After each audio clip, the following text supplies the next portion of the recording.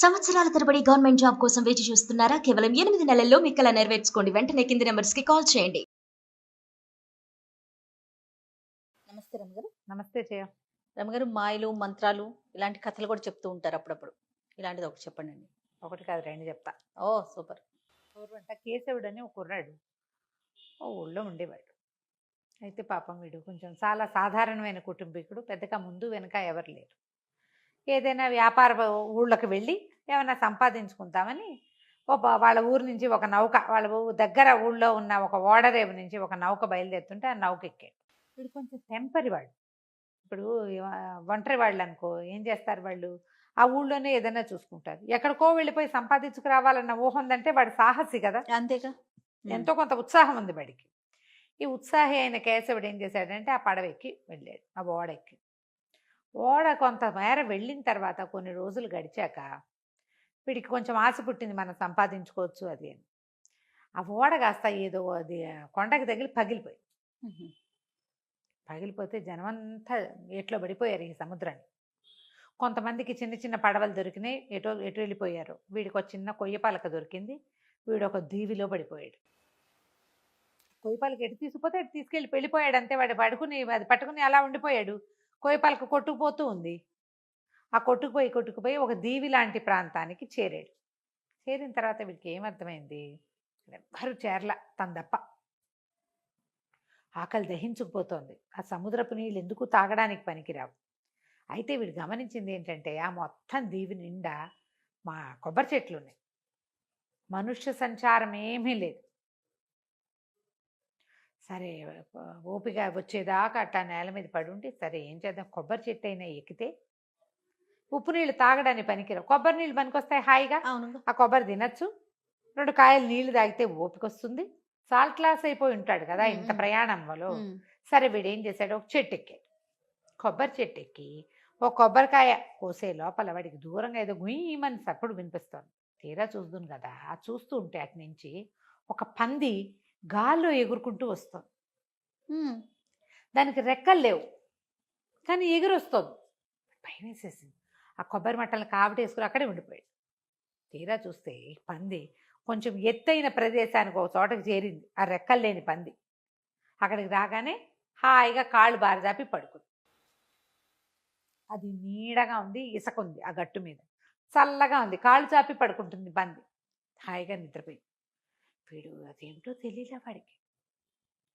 సరే చూద్దామని ఏం చేశాడు, చెట్టు దిగి ఆ పంది దగ్గర ఉన్న వైపుకి ఎక్కాడు. ఎత్తంతా ఎక్కితే పంది కాళ్ళు బారచాపి గుర్రక కూడా పెడుతోంది. చూస్తే ఏదంటే మామూలు పందే, అది రెక్కల్లే వేం లేవు, 4 కాళ్ళు, మామూలు తోక, దాని ముట్టె పొడుగ్గా, కూరలు మాత్రం మంచి పదునుగా ఉన్నాయి. దాని పక్కన ఒక ఇంతలావు వజ్రం కనపడింది వాడికి. ఇంత రాయి దగదగ అంటుంది, వజ్రం గుర్తుపడతాడు వీడు. దాని మీదేనా? దాని పక్కన వజ్రం పక్కన పెట్టుకుని పడుకుంది అది.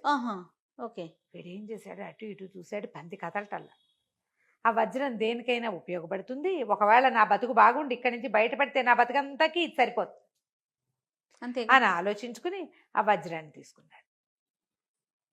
తీసుకునేసరికల్లా తీసుకుని కింద ఉంటే పంది వచ్చేస్తుందేమండి, కొబ్బరి చెట్టు ఎక్కి కూర్చున్నాడు. ఒక గంట పోయాక వీడి ఈ లోపల ఏం చేశాడు, ఈ కింద ఉన్న పొల్ల లేదో కనిపెట్టి తీసుకుని కొబ్బరికాయ పొడుచుకుని నీళ్లు తాగి మెల్లిగా కొబ్బరికాయ ఒలుచుకుంటున్నాడు కూర్చుని. 2-3 కాయలు తాగేసరికల్లా ఓపిక వచ్చేస్తుంది కదా, 4 కాయలు కింద పడేశాడు, ఒకటి ఒలుచుకుంటున్నాడు చెట్టు మీదే కూర్చుని. ఒక గంటన్నర పోయిన తర్వాత పంది లేచి అటు ఇటు చూస్తుంది, నా వజ్రం అని వెతుక్కుంటుంది. అది దానికి తెలిసిపోయింది వీడు ఎవడో పట్టేసుకున్నాడని. అక్కడి నుంచి ఆ పంది ఏమిటి, అది ఒరిజినల్గా పంది కాదు, ఒక మాంత్రికుడు. ఓహో. వాడికి విపరీతమైన బలం, వాడికి ఆ పంది స్వరూపం మీద ఆసక్తి. వాడు ఆ స్వరూపంతో తిరుగుతున్నాడు అక్కడ. అక్కడి నుంచి చెట్టు మీద ఉన్న వీడిని చూసి గర్జించింది, ఘూర్నిచ్చిందంటారు. పంది దాన్ని గర్జన అనకూడదు, ఘూర్నించటం దాని పేరు. రెండో ఘూర్నించింది అనమాట, గుర్రు పెట్టడం, దాన్ని ఘూర్నించటం అంటారు. నీ పని చెప్తాను అని అరిచింది. అరిచేసరికి వీడు ఏం చేశాడు, ఎండు కొబ్బరికాయలనగా ఒక లావుపడి కొబ్బరికాయ తీసి పెడేలమని పందికి వేసుకొట్టాడు, విసిరేసరికి అలా తగలంగానే పంది బొక్కబార్ల పడి మూర్చిపోయింది. వీడు పరిగెత్తుకుంటూ వెళ్ళి దాన్ని కొట్టేశాడు పంది. చిత్త కొట్టేశాడు, చచ్చిపోయింది పంది. చచ్చిపోయేసరికల్లా అక్కడెక్కడో దూరంగా వాడు ఎత్తు మీదకి ఎక్కాడు కదా, వాడు చెట్టు ఎక్కినప్పుడు వాడికి కనపడలా, చెట్టుకు ఆపోజిట్లో ఉన్న గుట్టెక్కేసరికి అవతల ఏదో పొగున్నట్టు కనపడుతుంది, తెలుస్తోంది. వీడు ఏమనుకున్నాడు, ఈ చెట్టు మీద ఇప్పుడు ముందు చెట్టు ఎక్కా, చెట్టు దిగి గుట్టెక్కా, గుట్ట దిగి మళ్ళీ చెట్టు ఎక్కా, మళ్ళీ చెట్టు దిగి మళ్ళీ గుట్ట మీదకి వచ్చా. ఇట్లా కాకుండా ఇక్కడి నుంచి అక్కడికి వెళ్ళిపోయే మార్గం ఉంటే బాగుంటుంది కదా అనుకోగానే రయ్యమని ఎగిరెళ్ళి చెట్టులో పడ్డాడు. ఓ ఆ చెట్టు మీద కూర్చున్నాడు. ఆశ్చర్యపడి వీడు ఇదేంటి ఇట ఎట వచ్చాను. అప్పుడు వాడికి అనిపించింది, ఒకవేళ ఏమైనా ఈ వజ్రంలో మహత్యం ఉందేమో. ఆ, పంది ఎలా ఎగురొచ్చింది, అది అది ఈ వజ్రాన్ని పట్టుకునే వచ్చింది, ఇది దాందే, ఆ వజ్రం కోసమే అది అరుస్తోంది. సరే వీడేమనుకున్నాడు, ఎక్కడైనా మనుష్య సంచారం, ఈ దీవిలో మనుష్య సంచారం ఉంటే అక్కడికి నన్ను తీసుకుని అక్కడికి నేను వెళ్ళిపోవాలని కోరుకున్నాడు. కోరుకునేసరికల్లా ఒక్కసారి రయ్యమని ఎగిరెళ్ళి ఇంకా కొంచెం ఎగువగా ఉన్న ఒక గుడిసె ఉంది అక్కడ పడ్డాడు. పడేసరికి అంటే పడి ఢామ్ పడిపోలే, వాడు తెలిసింది నిల్చున్నాడు. వాడికి ఆ, వాలుగా నుంచోటం. తీరా చూస్తే అక్కడ ఒక డేరా లాంటిది వేసింది, అక్కడ ఒకడు కూర్చుని ఉన్నాడు. ఆ గుడిసె ఒక గుడిసె కనపడింది. గుడిసె దగ్గర ఒక కాళ్ళు లేని వాడు ఒకడు ఒక మేకపిల్లని కాల్చుకుంటున్నాడు తినడానికి. ఉమ్, వీడు మన కేశవుడి దగ్గరికి వెళ్ళి, అయ్యా కాస్త నాకు తినడానికి తిండి, ఈ రాత్రి పడుకోవడానికి చోటు ఇప్పిస్తారా అని అడిగాడు. అడిగితే మంత్రి అన్నాడు, ఇదిగో మేకని తిందుగా, నువ్వు కూడా కూర్చోని, ఇక్కడికి ఎట్టా వచ్చావు నువ్వు అన్నాడు. అనేసరికల్లా వీడు వజ్రం తీసి చూపించాడు. అయ్యో, తీసి చూపించి, ఇదిగో ఈ వజ్రం దొరికింది, ఎక్కడికి కావాలంటే అక్కడికి వెళ్ళిపోవచ్చు అనగానే, ఈ కాళ్ళు లేని వాడు అన్నాడు, నా దగ్గర ఇంకోటి ఉంది, వాడు కూడా మాంత్రికుడు, నా దగ్గర ఇంకో మహత్యం ఉంది అని ఒక గొడ్డలు చూపించాడు. తల కర్ర, దీన్ని బాడీ మీద కొట్టి కట్టెపుల్లలు తీసుకురా అంటే కట్టెపుల్లలు తెచ్చి మంట చేసి పెడుతుంది. అది తల మీద కొట్టి ఎదుటివాడి తల తీయంటే తీసేస్తుంది. మహిమగల గొడ్డలి, నా గొడ్డలు నువ్వు తీసుకుని నీ వజ్రం నాకు ఇవ్వు, ఎక్కడికైనా వెళ్ళటానికి నాకు కాళ్ళు లేవు, వజ్రం ఉందనుకో కాళ్ళు హాయిగా వెళ్ళిపోతాను నేను అనేసరికల్లా సరేనన్నాడు కేశవుడు. కాకపోతే వాడి మేక మాంసం తింటూ ఉంటే వీడికి అనిపించింది, వీడు ఈ కాళ్ళు లేనివాడు అందితే తన్ని కూడా కాల్చుకు తింటాడు అనిపించేసింది. ఉమ్, వాడు చూపు బాగుంట్లా, వీడు గ్రహించాడు. వీడు గ్రహించాడు. సరే ఈ మారకం మాట వచ్చేసరికల్లా సరే ఏమన్నాడు, అలాగే ఇవ్వని ఆ వజ్రం ఈ చేత్తో ఇస్తున్నట్టు ఇచ్చి ఈ గొడ్డలు చేత్తోకి తీసుకున్నాడు. తీసుకుని ఏమన్నాడు, దాని తల మీద కొట్టి వీడి తల తీసేయి అని చెప్పాడు. వెంటనే గొడ్డలు ఎవడి చేతిలో ఉంటే వాడి మాట వింటుంది. ఈ గొడ్డలు రయ్యమని పోయి ఆ కాళ్ళు లేకుండా కూర్చుని ఉన్నాడు కదా మాంత్రికుడు, వాడి మెడ కట్ చేసేసి వీడు అమ్మయ్య అనుకుని ఆ గొడ్డలి ఈ వజ్రం, కాకపోతే వీడి దగ్గర వజ్రం ఉన్నప్పుడు వీడు వెనక్కి వెళ్ళిపోవచ్చు, ఉమ్, వీడు ఇంటికి వెళ్ళిపోవాలని కోరుకోవచ్చు. కాకపోతే వాడికి ఆశ ఏంటంటే మనకు వజ్రం దొరికిందంటే ఇంకేమైనా దొరుకుతుందేమోనని ఉన్నాడు ఇక్కడ. ఓహో, ఆ వజ్రం గొడ్డలు పుచ్చుకుని నడిచాడు. ఇంకా అవతల నడుస్తుంటే దూరంగా పొగ కనపడింది, అక్కడికి వెళ్ళాలని కోరుకున్నాడు. అక్కడికి వెళ్ళేసరికల్లా ఒకడు చేతులు లేని వాడు ఒకడు ఉన్నాడు అక్కడ. వాడు డేరా వేసుకుని ఉన్నాడు, కాళ్ళు చాపుకొని కూర్చున్నాడు, వాడికి చేతులు లేవు, ఇక్కడి నుంచి లేదు.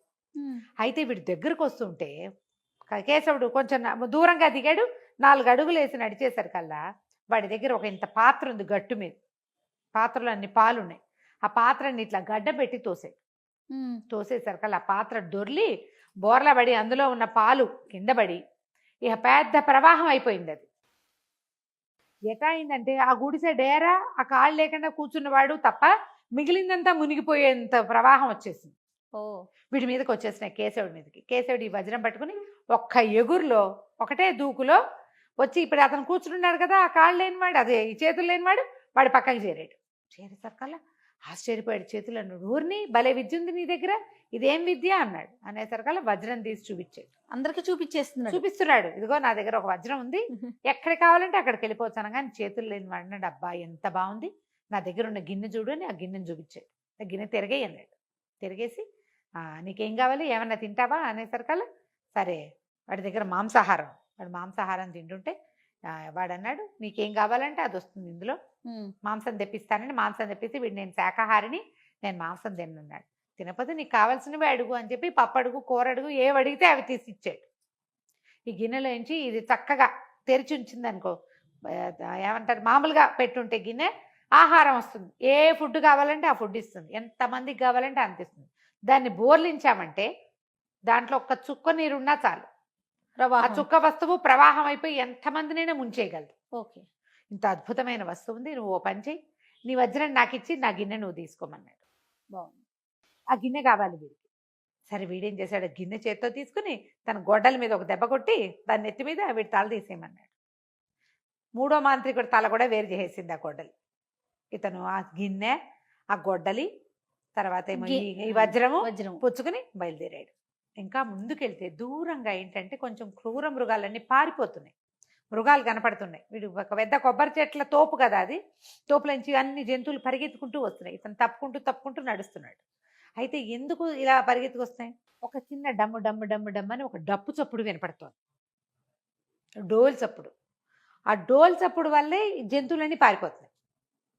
ఆ డోల్ చప్పుడుని అనుసరించి తను వెళ్లాల్సిన మార్గం చూసుకుని ఆ డోల్ ఎక్కడి నుంచి మోగుతుందో అక్కడే తీసుకెళ్ళమని చెప్పాడు వజ్రానికి. అక్కడికి వెళ్తే అక్కడ ఒక పెద్ద మహాకాయుడు ఒకడు కూర్చుని ఉన్నాడు. వాడి దగ్గర డోలు. ఎవడరా నువ్వు, నీకు భయం వేయట్లేదా, ఎక్కడి నుంచి వచ్చావు నువ్వు అని అడిగేసరికల్లా నేను వేరే దేశం నుంచి వచ్చాను, నా దగ్గర బ్రహ్మాండమైన వజ్రం ఉంది, ఎక్కడికి కావాలంటే అక్కడికి తీసుకెళ్ళిపోతుంది అన్నాడు. అన్నాక సరే కూర్చో అన్నం తిందామన్నాడు. వాడు ఏం చేశాడు, ఆ డోలు చప్పుడికి పారిపోతున్న జంతువుల నుంచి ఒక కుందేలు కాల్చుకున్నాడు. కుందేలు మాంసం పెట్టబోయాడు. ఆ మహాకాయుడు నాకు అక్కర్లేదు, నాకు కావాల్సిన తిండి దొరుకుతుందని గిన్నెలోంచి తిండి తీసుకుని తింటున్నాడు. తినేసరికల్లా వాడు ఆశ్చర్యపోయాడు. గోరిని, నీ దగ్గర బ్రహ్మాండమైన వజ్రం ఉంది, బ్రహ్మాండమైన గిన్నె ఉంది, ఆహారం కావటానికే నేను ఇంత జంతువుల కోసం ఈ డోలు మోగిస్తున్నాను. ఈ డోలు మామూలు డోలు కాదు, ఈ పక్కన మోగిస్తే ఎంత వాళ్ళకైనా భయం వేసి పారిపోతారు, ఎవరు దగ్గరికి రారు. రెండో పక్కన కొడితే అనంత సేనావాహిని పుట్టుకొస్తుంది అందులోంచి. ఈ డోలు నేను ఎన్నేళ్ళో సాధన చేసి దీన్ని సంపాదించాను, కానీ ఇది నాకు తిండి సంపాదించట్లా, నేనే కష్టపడాల్సి వస్తుంది. ఆ గిన్నె నాకు ఇచ్చేసి ఈ డోలు తీసుకో, నాకు అయిపోయింది, ఇక నా వల్ల కాదు అవన్నీ చేయటం, గిన్నె ఇచ్చేయమన్నాడు. అనేసరికి వీడేం చేశాడు, గిన్నె ఇస్తున్నట్టే ఇచ్చి ఆ డోలు తీసుకుని గొడ్డలు తల మీద కొట్టి వీడి మహాకాయుడు తల తీసేయమన్నాడు. మహాకాయుడు తల కూడా తీయబడింది.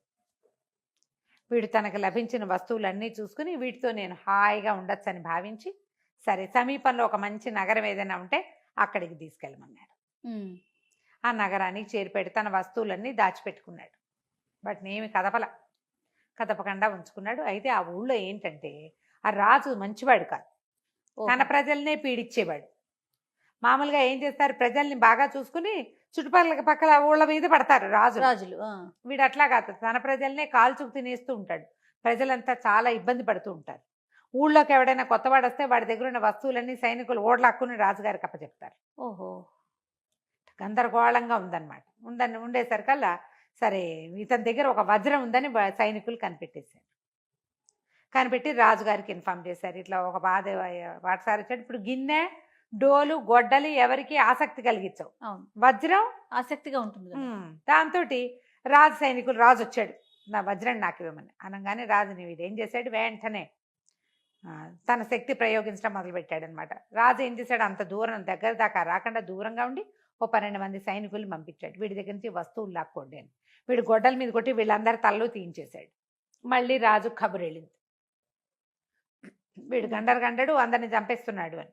రాజుగారు బోల్డ్ అంత సేనని పంపిస్తే వీడేం చేశాడు, ఆ గిన్నెలో చారడి నీళ్లు పోసి ఆ గిన్నె బోర్లు ఇచ్చాడు. మొత్తం మునిగిపోయారు, మొత్తం అంతా కొట్టుకుపోయింది, సేన అంతా కొట్టుకుపోయింది, ఎవరు మిగలలేదు అక్కడ. రాజుగారు వచ్చాడు. చివరికి రాజుగారు వస్తే గొడ్డలు ప్రయోగించాడు, వీడు తీసే ఈయన తలని. రాజుగారి తల తీయబడింది. ప్రజలంతా సంతోషించారు, హాయిగా రాజు వెళ్ళిపోయాడు, బాగానే ఉంది. ఇప్పుడు రాజు ఎవడు రాజు తల తీశాడో వాడే రాజు. కాకపోతే వీడిని తీసుకెళ్ళి ఆందోళనకాలు పల్లకి ఎక్కించి తీసుకుపోయారు. కానీ మనకి సైన్యం లేదండి, సైన్యం అంతా మీరు సృష్టించిన దాంట్లో కొట్టుకుపోయింది, ఇప్పుడు మనకి సైన్యం ఎలాగా అనేసరికలు ఇతను ఏమన్నాడంటే దానికి ఏం భయం లేదని ఆ డోలికి రెండో పక్కన కొడితే 1,00,000 మంది సైన్యం వచ్చారు.